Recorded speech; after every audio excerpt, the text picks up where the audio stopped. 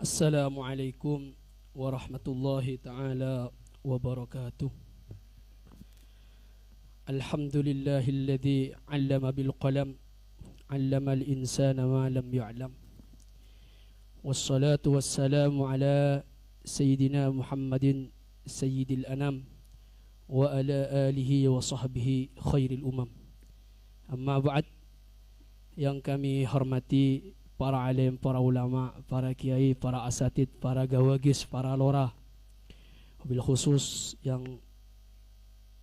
kami sebutkan guru kami Al-Ustadz Dr. Najib Muslih, dan juga Kiai Haji Bukhari, dan juga Kiai Haji Itqan, dan seluruh para kiai-kiai yang hadir di tempat ini yang tidak bisa saya sebutkan namanya satu persatu, namun sama sekali hal itu tidak mengurangi rasa ta'zim kami kepada panjenengan semua.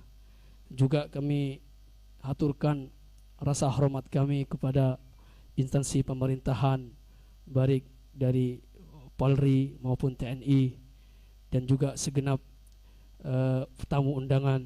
Saya ucapkan kepada panjenengan jazakumullah ahsanal jaza atas waktu yang telah panjenengan sempatkan untuk menghadiri acara launching buku pada sore hari ini.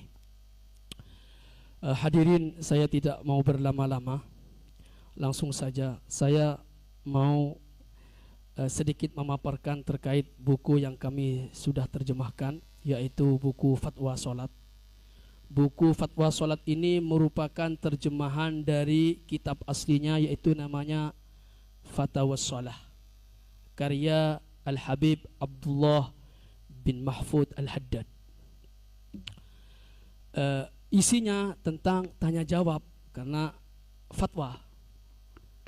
Lah, jika kita merujuk pada Al-Quran tentang metode bertanya, maka buku ini layak untuk dijadikan bahan bacaan atau kajian, bahkan layak untuk dijadikan rujukan dalam amalia kita sehari-hari, khususnya yang berkaitan dengan sholat. Apa metode bertanya yang benar dalam Al-Quran? Allah Ta'ala berfirman, Fas'alu ahla dzikri in kuntum la ta'lamun. Bertanyalah kamu kepada orang yang mempunyai keahlian yang sangat mendalam tentang hal-hal tertentu jika kamu tidak tahu.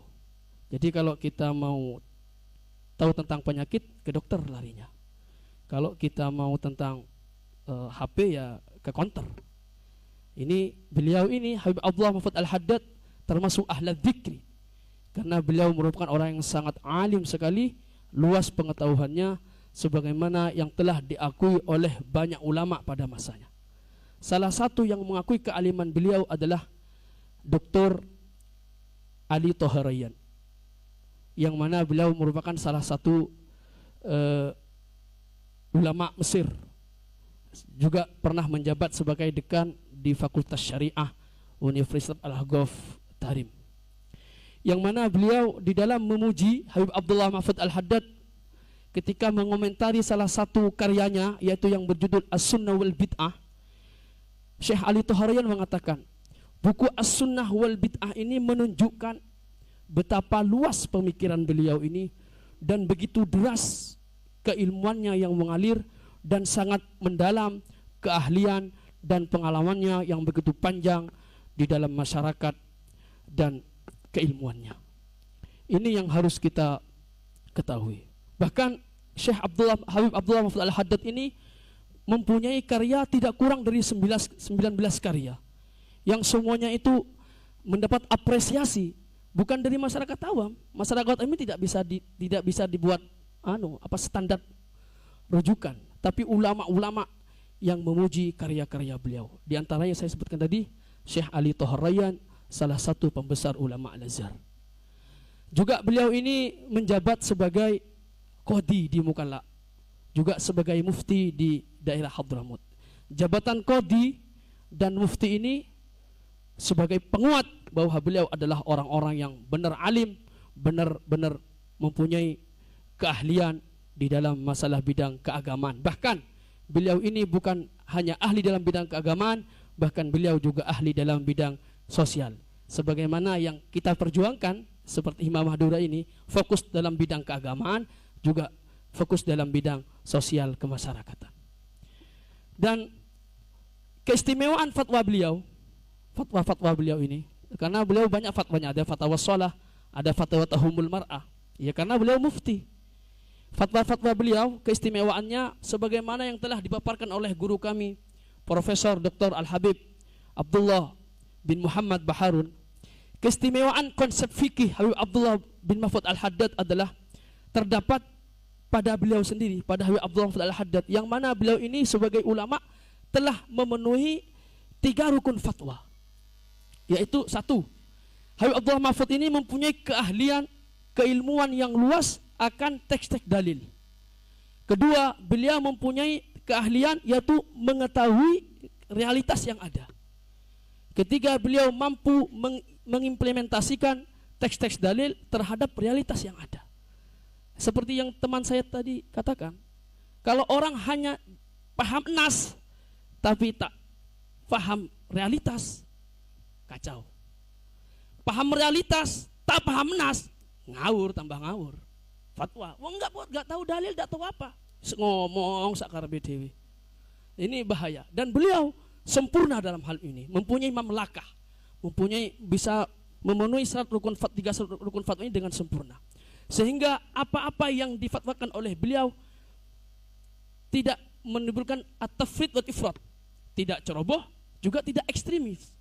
Akan tetapi fatwa-fatwa beliau bisa dijadikan solusi terhadap problematika masyarakat. Dan alhamdulillah inilah salah satu fatwa beliau. Itu salah satu keistimewaannya. Dan selanjutnya metode beliau di dalam berfatwa adalah melakukan kajian yang sangat mendalam, gamblang dan komprehensif, serta memberikan kemudahan terhadap masyarakat, yaitu konsep at-taisir, kemudahan, tapi tidak menggampang-gampangkan. Jadi tetap tawassut, ta'adul, tetap berlandaskan dalil-dalil agama, bukan hawa nafsu belaka. Dan konsep at-taisir ini sesuai dengan bunyi-bunyi teks suci dalam agama, yang mana Allah Ta'ala berfirman, yuridullahu bikumul yusra wa la yuridu bikumul usra. Di ayat lain Allah berfirman, ma yuridullahu liyaj'ala 'alaikum min haraj walakin yuridu liyutahhirakum wa liyutimma ni'matahu 'alaikum la'allakum tashkurun. Dan Rasulullah bersabda, yassiru wa la tunaffiru wa basyiru, yassiru wa la tu'assiru wa basyiru wa la tunaffiru. Gak usah diterjemah, ini orang alim semua. Kalau diterjemah ditertawakan sama cicak-cicak yang ada di dinding itu nanti. Ini terlalu mudah dalil-dalil kayak gini. Apalagi yang namanya yuridullahu bikumul yusra. Ini para dai ya kalau nggak hafal ini gagal jadi dai. Ini sering disebut oleh dai-dai ini. Meskipun beliau ini menawarkan konsep at-taisir terhadap masyarakat, tapi untuk diri sendiri beliau mengambil pendapat yang berhati-hati, bil ahwad wal asyad, pendapat yang lebih ketat. Makanya beliau pernah berkata, dan itu ditulis oleh salah satunya perkataan beliau, man arad ayyushaddid falyushaddid nafsah. Barang siapa yang ingin memperketat dirinya dengan hukum-hukum agama, ya perketat dirinya, jangan orang lain. Kan kebanyakan enggak, kalau orang lain diketat-ketatin, kalau dirinya dilonggar-longgarin, tidak. Inilah salah satu orang-orang soleh. Kalau dirinya berhati-hati, kalau untuk orang lain dipermudah. Yang penting tidak keluar dari hukum-hukum agama. Bahkan konsep at-taisir ini sudah dicontohkan oleh Rasulullah SAW, yang mana telah diriwayatkan oleh Sayyidah Aisyah, ma khuyyira Rasulullah SAW bainal amrayni qat illa akhadha aisarahuma. Sebagian riwayat illa ikhtara aisarahuma ma lam yakun ithman fa in kana ithman kana ab'adan nas minhu. Jadi Kanjeng Nabi ketika disuruh pilih antara dua perkara, maka Kanjeng Nabi memilih hal yang paling gampang, yang paling mudah, selama hal yang paling mudah itu tidak terjatuh pada dosa. Jadi beliau begini ikut datuknya, yaitu Nabi Muhammad sallallahu alaihi wa alihi wasallam. Yang perlu diketahui sandaran-sandaran beliau dalam berfatwa. Dalam berfatwa tentu sebagai pengikut mazhab Syafi'i, beliau tentu hal yang pertama, beliau bersandar kepada pendapat muktamad madhab Syafi'i. Namun di banyak kesempatan beliau berfatwa dengan muqabilul muktamad. Muqabilul muktamad itu kalau ada yang mungkin ada yang kalau kiai gak usah dijelaskan kiai. Lawannya muktamad. Kadang dengan muqabilul muktamad. Ada dua alasan, liquwatid dalil wali maslahatin syar'iyyah kata beliau. Jadi beliau berfatwa dengan muqabilul muktamad dengan dua alasan. Satu, karena adanya dalil yang dianggap lebih kuat oleh beliau. Kedua, karena ada kemaslahatan agama. Ketika beliau berfatwa dengan muqabilul muktamadnya, biasanya beliau itu berfatwa dengan muqabilul adhar. Sebagaimana fatwa beliau, orang wanita hamil ketika keluar darah itu tidak dihukumi haid. Itu muqabilul muktamad. Dan ini yang difatwakan oleh beliau. Padahal di kaul adharnya madhab Syafi'i, orang perempuan haid, orang hamil ketika keluar darah tetap dihukumi haid. Ini kaul adhar madhab Syafi'i. Cuman muqabilul adharnya menyatakan tidak haid. Dan ini didukung oleh ilmu medis. Para dokter menyatakan itu tidak haid. Dan ini yang difatwakan oleh beliau. Ini pijakan beliau ketika tidak berfatwa melalui muktamad, maka muqabilul muktamadnya yaitu muqabilul adhar. Dan juga kadang beliau bersandar kepada muqabilul asah. Seperti orang berpuasa ketika telinganya kemasukan sesuatu, maka kaul asahnya menyatakan itu batal. Tapi yang difatwakan beliau adalah muqabilul asah yang menyatakan kalau telinga kemasukan sesuatu maka tidak dihubungi batal. Nah ini yang sandaran yang ketiga ketika muqabilul muktamad adalah qaul mutaakhirin. Sebagaimana fatwa beliau tentang jawazun naqli zakah an baladil mal. Boleh memindah zakat dari tempat keberadaan harta itu. Itu yang ketiga. Sandaran beliau lagi ketika keluar dari muktamad, ya beliau ini pengikut madhab Syafi'i, bahkan memperjuangkan, bahkan di Universitas Khartoum beliau dibilang dengan as-Syafi'i shaghir, Syafi'i kecil, karena selalu membela pendapat madhab Syafi'i dengan muktamad-muktamadnya. Tapi meskipun demikian, ya beliau tidak fanatik. Di mana karena beliau orang yang alim, punya kapasitas keilmuan yang begitu tinggi, di mana dalil yang kuat itu diambil. Makanya kadang-kadang justru beliau berfatwa di luar madhab Syafi'i. Contoh yang difatwakan beliau seperti wanita sholat kemudian melihat rambutnya. Nah, di dalam madhab Syafi'i ini dihukumi batal dan wajib diulang. Tapi fatwa beliau mengikuti jumhur ulama yang di luar madhab Syafi'i itu tidak batal. Bahkan beliau menyatakan nih dengan tegas bahwa mempersempit umat dengan cara mewajibkan mengulangi sholat dalam hal ini merupakan sebuah kesalahan kata beliau. Jadi ini kata beliau ya sudah ini konsep taisir. Kan banyak orang awam mau nggak ngerti, kadang dua rambut gitu, apalagi mbah-mbah itu gini. Kata beliau sudah. Gitu. Karena kata beliau yang wajib itu ditutupi kepala dan itu sudah ditutupi kepala katanya. Apalagi hal tersebut terjadi atas dasar ketidaktahuannya gitu. Bahkan beliau ini kadang berfatwa keluar dari muktamad madhab yang 4. Jadi keluar dari muktamad madhab Syafi'i, Hanafi, Hambali dan Maliki. Seperti apa? Jawazul jam'i shalah. Boleh menjamak salat bainad dhuhri wal asr, antara zuhur dan asar lil hajah karena ada kebutuhan. Ini kebutuhan di sini disebutkan boleh bagi seorang pelajar menjamak sholat duhur dan asar karena panjangnya waktu pelajaran. Karena terlalu panjangnya takut ketinggalan waktu sholat, daripada ketinggalan waktu sholat maka kata beliau boleh dijamak dengan alasan lil hajah. Ini keluar dari muktamad yang 4. Cuman ini adalah merupakan pendapatnya Ibnu Sirin juga Ibnu Abbas.